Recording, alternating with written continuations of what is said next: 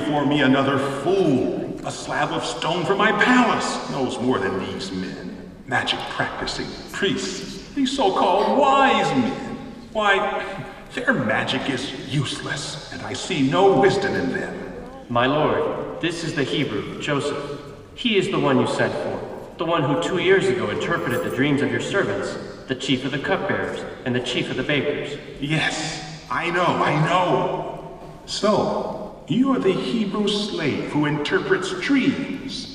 My chief of the cupbearers highly recommends you as a discreet and wise man with very unusual powers. Are you a man of magic?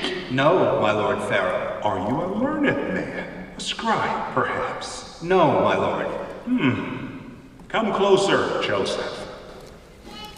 I have dreamed a dream, Joseph, but there is no one in all of Egypt who can interpret it.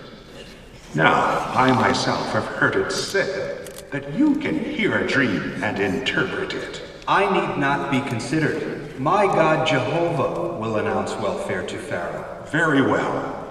In my dream, here ascending out of the river Nile were 7 cows, fat-fleshed and beautiful in form. And here there were 7 other cows ascending after them, poor and very bad in form and thin-fleshed.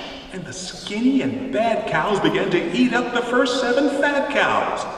So these came into their bellies, and yet it could not be known that they had come into their bellies, as their appearance was bad, just as at the start. At that, I woke up.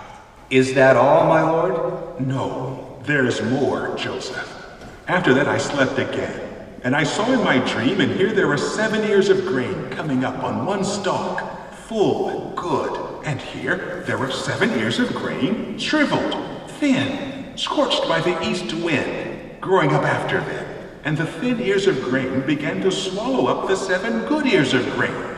Joseph, tell me, if you know, what does your God, this Jehovah, say about my dreams? My lord, the dream of Pharaoh is but one. The 7 good cows are 7 years. Likewise, the 7 good ears of grain are 7 years.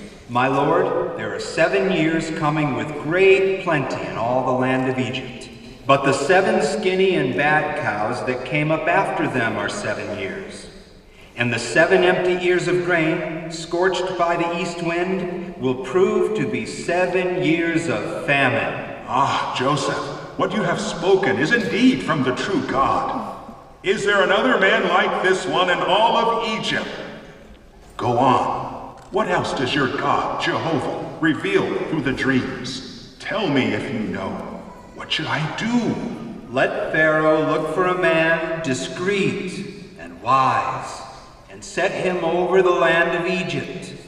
Let Pharaoh act and appoint overseers over the land, and let them collect all the foodstuffs of these coming good years, and let them pile up grain, and your men must safeguard it.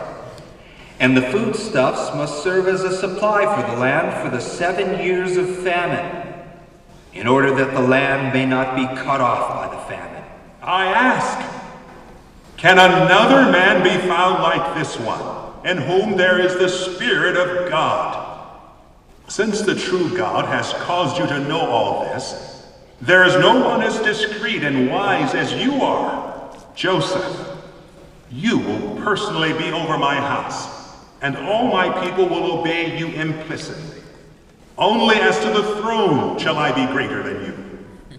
See, I do place you over all the land of Egypt. Stand before me, Joseph.